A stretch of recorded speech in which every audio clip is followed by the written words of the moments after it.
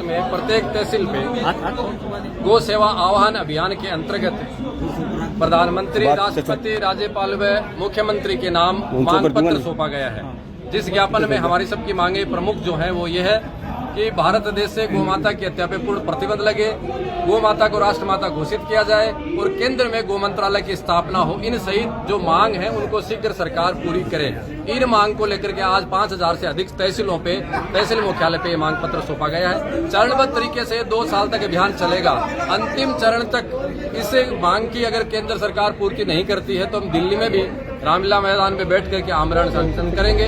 लेकिन अब गौ माता की हत्या हम सबको कतई मंजूर नहीं है। गौ माता की हत्या पर प्रतिबंध अगर नहीं लगता है तो हम गाय नहीं कटने देंगे, हम कट जाएंगे। ऐसा संकल्प आज सीकर की सड़क पर हजारों गौ भक्तों ने पूरे देश में लिया है। केंद्र सरकार को ये समझने की आवश्यकता है। 370 हटा दी, राम मंदिर बना दिया, 3 तलाक हटा दी, बंगाल में भी आप जीतने की ओर अग्रसर है, लेकिन गाय अभी भी बापड़ी बनी हुई है। ऐसा हम कतई नहीं होने देंगे। राम के नाम पर, गाय के नाम पर हम सरकार में आए हैं, उसके बाद भी हम गाय को भूल रहे हैं।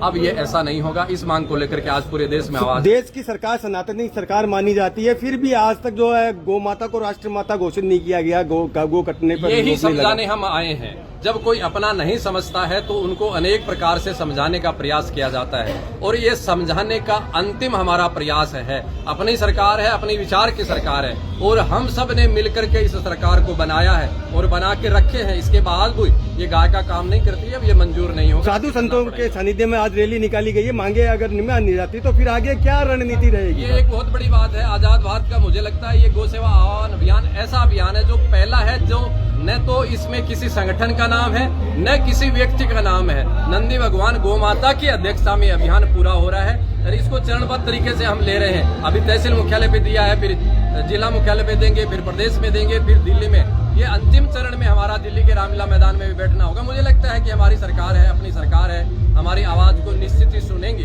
प्रधानमंत्री जी के आवास में गौ माता की सेवा हो रही है। जहां प्रधानमंत्री आवास में इफ्तार पार्टी होती थी वहां गौ माता की सेवा होने लग गई, तो ये संकेत है कि गौ माता की हत्या पर भी प्रतिबंध लगेगा। इसलिए हमें विश्वास है और ऐसा नहीं होता है तो हमने हमारे स्वयं के साथ कमिटमेंट किया है कि हम अपने आप की भी नहीं सुनेंगे। न हमें कोई साधु समझा पाएगा, न हमें कोई सरकार डरा पाएगी, समझा पाएगी।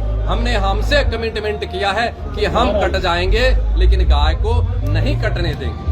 इससे पहले 2016 के अंदर रामलीला मैदान के अंदर लाखों गौ भक्तों के द्वारा गाय को गौ माता को राष्ट्रीय दर्जा देने के लिए आंदोलन किया गया था, लेकिन उसका भी कोई निर्णय नहीं निकला। आजादी के बाद सन 66 में करपात्र जी महाराज के आंदोलन से लेकर के विश्व गोमंगल यात्रा से लेकर के बहुत से आंदोलन हुए हैं, लेकिन ये पहला आंदोलन है जिसमें किसी का नाम नहीं है।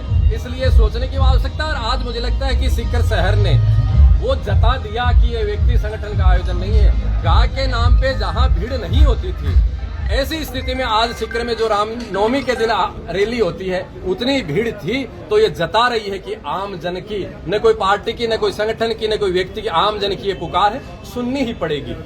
ठीक है महाराज।